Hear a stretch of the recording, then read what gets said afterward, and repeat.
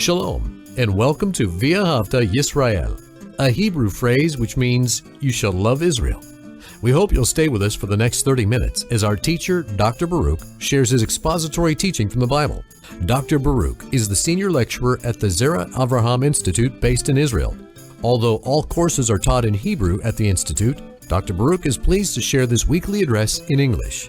To find out more about our work in Israel, please visit us on the web at LoveIsrael.org. That's one word, LoveIsrael.org. Now, here's Baruch with today's lesson. God does indeed want to lead you in His pathways. His paths are directions for us to find His very goodness. And with the good things of God comes also His presence, being intimate, being together with Him. So ask yourself a question. What are you pursuing? Are you pursuing the things of this world? Not that all the things of this world are bad. We know that we have need. There's a necessity for certain things. But are we focused upon the things of this world, or are we truly pursuing God, experiencing Him, knowing Him, and being in His presence, walking in obedience, doing His will, and again bringing glory and honor and praise unto Him? This is where joy is found. And we see today in our study that there's that close relationship between being in God's will and being able to do God's will. In other words, nothing good is going to happen in your life. You are not going to find that joy, that peace, that happiness until you are wise enough, that you are humble enough to trust God, not just for your future, but for today and tomorrow, to walk with Him in this world and take possession of that which is related to the will of God. Well, take out your Bible. Last week we began a new book, the study of the book of Joshua. And we see how foundational this book of law was to Joshua and him walking in obedience and according to God's purpose for his life. And now we see a connection between the Word of God and taking possession of the things of God, being in the will of God, and foundational to all of this is the land. Biblically speaking, there is that connection between the land of Israel and the will of God. It's only when the people are in the land are they able to carry out those things that are related to His will. And before we even begin in our study, we need to ask ourselves a question, and that is, am I committed to the will of God? Do I want to be used to accomplish the purposes of God? Am I desiring to be used by God to bless others, to manifest God's character to them? This is where true spiritual maturity is seen.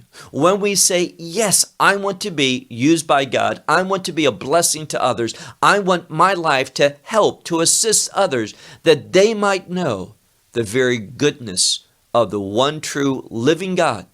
And we can only know that God through His only begotten Son, the Son of God, Messiah Yeshua, Jesus Christ. Look with me to where we left off last week, Joshua, the first chapter, and we're going to begin in verse 10. Joshua chapter 1 and verse 10. And Yehoshua, the biblical way of saying Joshua, Yehoshua commanded the officers. Now, in modern Hebrew, this is the word for a police officer. It's one that is in charge of security. And here's what's so neat, according to my understanding of the Word of God. This word shoter is used for a police officer relating to security when it is the shoter, the officer, that is the encouragement, the catalyst for bringing people to security. And how is that? According to the instructions of God. So if we want security, peace, if we want that assurance in our life, we need to be committed to the instructions of God. This is what Yeshua knows. Look again at verse 10. And Yeshua commanded the officers of the people, saying, verse 11, pass over in the midst of the camp and command the people, saying. So Yeshua is commanding the officers to pass over with a message, to go throughout the camp of the children of Israel and say these words. Look now, if you would, to verse 12, where it says, actually verse 11, prepare yourselves. And here's a word for equipment. It's a word of provision. So they're going on a journey and they need to be ready for that journey, prepared for it. So in the middle of verse 11, prepare yourselves, equipment, provision. For in 3 more days, and pay attention to that, I highlighted it in my Bible because there's something similar. When Moses brought the people to Mount Sinai, God revealed to him, and Moses shared this with the people, that in 3 more days, that God's going to do something. There's going to be revelation. Unfortunately, the people did not prepare themselves. And now there's another opportunity for the people to hear and obey, to take God's instruction and apply it to their life in order that they might enter in to the will of God. And this is a foundational principle. God gives instruction. I must apply that instruction to my life, being prepared to carry it out so I can find myself in God's will. Why is that so important to be in God's will? Because until you find yourself in God's will, located there, doing what He's commanded you to do, nothing good, nothing significant, nothing that's praiseworthy is going to happen in your life. And we see for the children of Israel, being in the land was foundational. And also, this is true for humanity. If the children of Israel are not in the land of Israel, then the goodness of God is not going to be manifested. In other words, the kingdom in its fullness is not going to come. So he says, in 3 more days, you are crossing over this Jordan to come and take possession of the land which the Lord your God is giving to you for an inheritance. Now, we see this word, Yerusha, for inheritance, but it can also be understood as a possession. We are called to lareshet, that is to possess, to inherit. And inheritance, that one application of that word simply means you have it. But the word to possess something is a word that inherently has a connection to responsibility. When someone leaves you an inheritance, they want you to remember them and to utilize that inheritance according to a purpose, something that is connected to themselves and a continuation. And now we see that the people of God, the children of Israel, are called to receive that inheritance. It's a possession that comes with responsibility that has a divine purpose. It is related to God's will, that it would be carried out for a conclusion, for that purpose. So he says here, to possess, to inherit the land which the Lord your God is giving to you for this inheritance, this possession. Verse 12. Now, it's interesting because he's going to speak to 3 tribes. Now, let's find out who they are, and then we'll talk a little bit about them. He says in verse 12, to the Reubenites, we might say, and to the Gadites, and then we have the half-tribe of Manasseh. So these three tribes, we might say, 2.5 tribes that God is speaking to. Now, what is he emphasizing? Commitment. I just shared with you that this word, Yerusha, has responsibility, expectations upon it. And what is the biblical foundation for seeing that? Well, in the very next section, we see that God is speaking about responsibility, that one receives, but with this receiving, taking possession, this inheritance comes a requirement, a responsibility. So look again at our text, verse 12. And to, we might say, those of the tribe of Reuben, those of the tribe of Gad, and those that are part of the half-tribe of Manasseh. Yeshua said, and he spoke these things, saying, verse 13. Another very important word, the word for remembering. Now, this word, to remember, I've shared this many, many times. Biblically speaking, there's a connection between the concept of remembering and the covenant. When we live faithfully, we are going to be living out our life in remembrance of the covenant. Those promises that give us hope, that produces endurance and perseverance so that we will overcome those attacks and the obstacles of the enemy. But also, those things that God tells us is so that we can also have the right focus, realize our responsibilities to God. So once more he says, remember the word. Now, this word, devar, can be word or thing. Remember this matter is what he's saying. But it was a word spoken to them. So remember the word which commanded you, Moses, the servant of the Lord, saying, the Lord your God, he is giving rest unto you.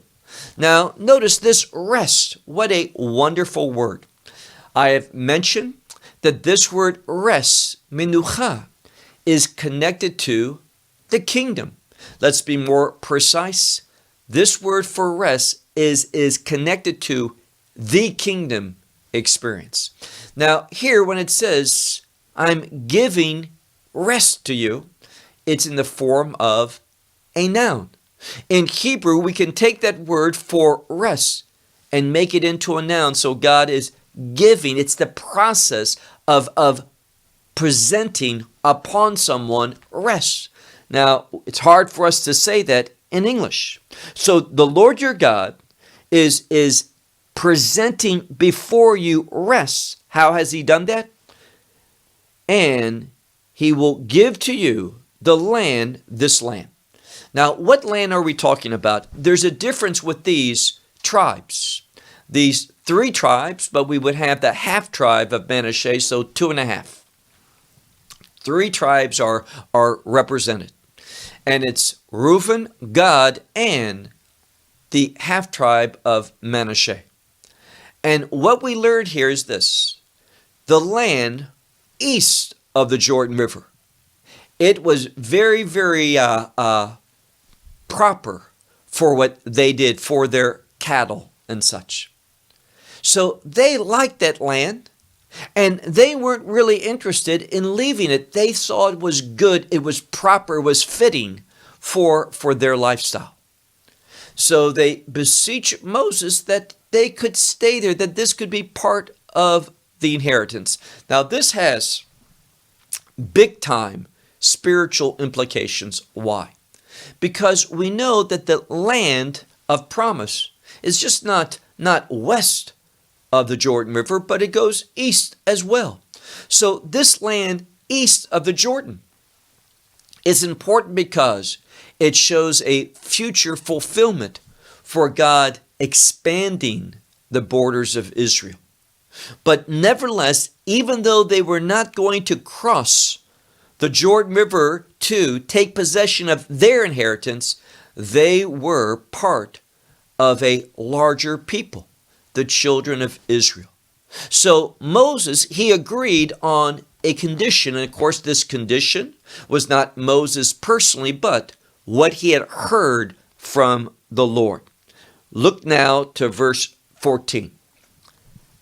We read, your wives, or we could make this very general, your women, your children, your cattle, they will dwell in the land which he gave to you. This is Moses. Moses said, okay, that Moses, for God is the implication, gave to you on the other side of the Jordan. But he says, nevertheless, even though Moses gave you that land, it was with a condition. And what was that? Now look at the middle of verse 14. Ve'atem, which means, but you shall pass over. You have to cross over the Jordan. And you need to do so, chamushim, meaning armed. This is a term, chamushim, for being ready for battle. So there is a seda, that is that possession, that equipment that you need for a journey, but also there's additional provision, equipment that you need for a battle. So it's just not the supplies that all the children of Israel needs to cross over, but it's also relevant that they are called to be armed for battle, that they're going to encounter the enemy. And this is significant because the enemy does not want the Jewish people in the land. And we need to hear that carefully. The enemy does not want the Jewish people in the land. That's why it's still even today controversial. This is why Islam is so opposed to the nation of Israel and Jewish people being in the land. Sometimes Islamic leaders will say, we have no problem with the Jewish people. But when they're in the land, this brings about war. Why?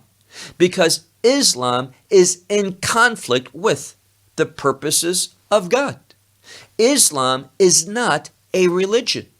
Islam is a political movement that masquerades as a religion. They have no true religion. Why do I say that? Well, what wonderful institutions of charity, of hospitals, of orphanages, what wonderful institutions do you see thriving from Islamic community? None whatsoever. Their financial possessions go for hate and killing. This is what we see in reality. It is not politically correct, but nevertheless, this is a fact. They don't want, and the world does not want, Jewish people dwelling in the land of Israel. So what? God commands it. And therefore, Moses, he told the 2.5 tribes, you can possess this land. You can receive it from God. But you have to pass over. And you have to do so ready for war, armed before your brethren, all your mighty soldiers, and you shall help them. So they're required, they don't have to live in that land of Canaan on the other side, the western side of the Jordan River, but they have to fight for their brethren to take possession of it, as they were assisted in taking possession of the land that they dwell in. Now look at verse 15.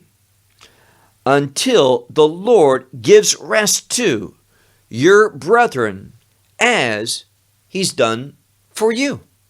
So there's an equality. What it teaches us is this, that these 2.5 tribes, Reuben, Gad, and the half-tribe Manasseh, they cannot be removed from the children of Israel, simply because they're on the eastern side of the Jordan River. Now, why is it the half-tribe of Manasseh?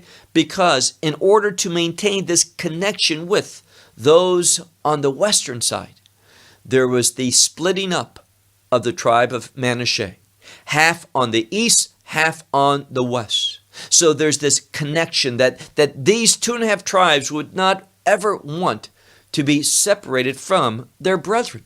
So they had a common requirement, a common responsibility.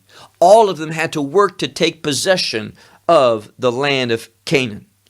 And he says in verse 15, until which the Lord will give rest. Rest is related to dwelling in the land and taking possession of it for your brethren as you, and that they shall possess also they the land which the Lord your God is giving to them. Now, it's only after they take possession of it that the battle has been won, the enemy's been defeated. Only then, he says, look now at the end of verse, or really the middle of verse 15, where it says, then you shall return to the land of your inheritance, and you shall take possession of it, which Moses gave to you. What Moses? The servant of the Lord, on the other side of the Jordan. And then we have that expression, Mizrach ha-Shamash. Now, usually in modern Hebrew, we always say Shemesh, for sun. But in the Tanakh, frequently we say Shamash instead of Shemesh. But it's referring to, when it says here, the east of the sun, it's talking about simply on the place where the sun rises up towards the east. So he says, you can only take possession of this land on the east of the Jordan, towards the rising of the sun, only after your brothers are fully in possession of the land that God has promised to them. Now, what this is teaching us, and there's no disagreement about it, no debate, and that is this, that the land has to be seen as a unit. The tribes of Israel must be seen as a unit. And there needs to be unity in the purposes of God. And God is going to bring that about in the last days. The same enemy is attacking today the Jewish people living in the land. Verse 16. Now, notice how these 2.5 tribes responded. Verse 16. They answered Yahushua, saying, all which you have commanded us, we will do. And all where you send us, we will go. So they're coming before Yeshua in total submissiveness. And let me point out that when you respond to God's will in total submissiveness, that is the formula, the only formula for success and victory.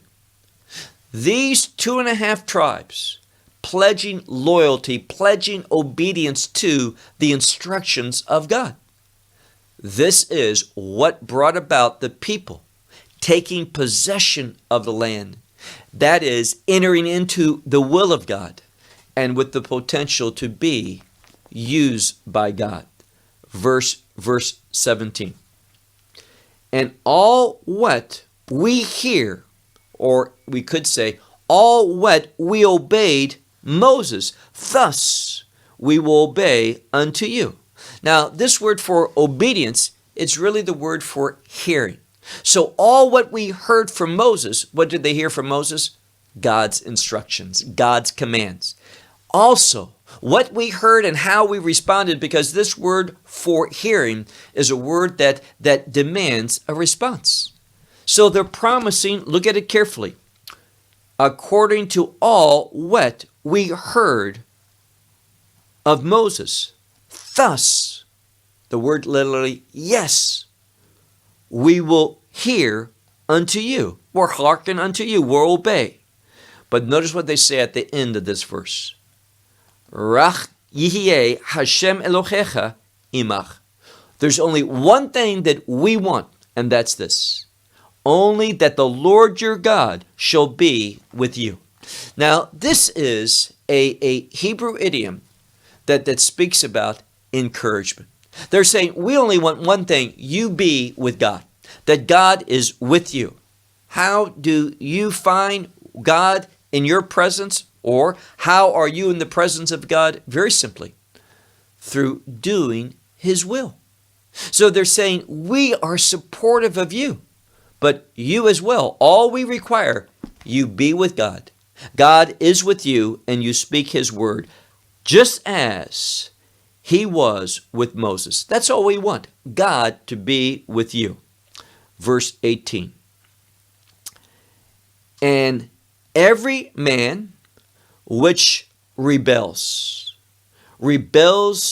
against your mouth. Now, this is an idiom as well.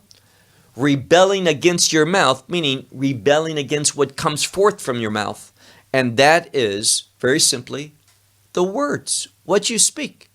Now, notice, obedience brings about wonderful things. Obedience brings about the fulfillment of God's will. We can say it again. Obedience brings about the fulfillment of the promises of God, the blessings of God. Obedience does. So the people are encouraging Yahushua. We just want God to be with you, and we're going to kind of up the ante. We're going to show you what type of people are we. Because they say, last verse, verse 18, every man, every person, everyone who rebels against your mouth and will not listen to your words, to all what you command us. Now, notice this. These are some pretty specific words that have marvelous implications. Again, everyone, doesn't matter who rebels against your mouth, what you say, and does not listen, everyone who will not listen to your words, to all which you command, there's only one law for that, and it's the word yumat. He shall die. Now, why is that there? To teach us something. Those who are rebellious bring death upon themselves. Disobeying God is a death sentence. And we need to see that for every aspect of our life. Now, does that mean that when we disobey God, God's going to strike us dead? No. But when we disobey God, it can bring about the death of relationships, the death of a business, a death of a friendship, a marriage, whatever it might be. This is serious. When we rebel, rebelliousness is a outcome or brings an outcome of death to whomever. Notice it says, according to all. Doesn't matter who it is. This is going to be the outcome. And then this is the fourth time we see this expression. And this is what we need to glean from this. How God's word is given is of the utmost importance. Because we learned last week in part 1 of this first chapter of Joshua that God told Joshua 3 times, be strong and courageous. And now this is the beautiful thing. These individuals from Reuben, from Gad, and from the half tribe of Manasseh, they are agreeing with God. They're saying, we want one thing, God to be with you. And for you to respond by you being strong and courageous. Notice what it says. Only, Rach, this is the only thing that they want to see happening, and that is that Joshua, that you be strong and courageous. That means you lead the people in the things of God. And what does it require to be strong and courageous? That the word of God does not depart from your mouth. Now, notice the connection. They're saying, anyone who rebels against what comes forth from your mouth, that one shall die. And if we look last week, what did God say? Don't let this revelation, this book of the law of Moses depart from your mouth. When we depart from the instruction of God, we are inviting death to come. We are choosing death. This is what God's revealing. And let me close by saying this. All what we're studying is foundational. It's the biblical paradigm for you and me, making God decisions, His decisions in our life that are going to lead us into the will of God so that we can do the will of God. But it all comes down to this simple thing. Is really that what I'm passionate of? Is this what I'm committed to, carrying out God's will? A spiritually immature person, their prayer life is, God, won't you do my will? Won't you do the things that I want? Solve the problems that I'm having so that I can accomplish the things that I want to accomplish. That's not spirituality. That is a voice and a request that is influenced by demonic presence. No, one who is influenced by the Spirit of God is going to want righteousness and understand that righteousness is only found in God's will. Well, I'll close with that. Until next week, and we enter into chapter 2. May God bless you. Shalom from Israel. Well, we hope you will benefit from today's message and share it with others. Please plan to join us each week at this time and on this channel for our broadcast of LoveIsrael.org. Again, to find out more about us, please visit our website, LoveIsrael.org. There you will find articles and numerous other lectures by Baruch. These teachings are in video form. You may download them or watch them in streaming video. Until next week, may the Lord bless you in our Messiah Yeshua, that is Jesus, as you walk with Him. Shalom from Israel.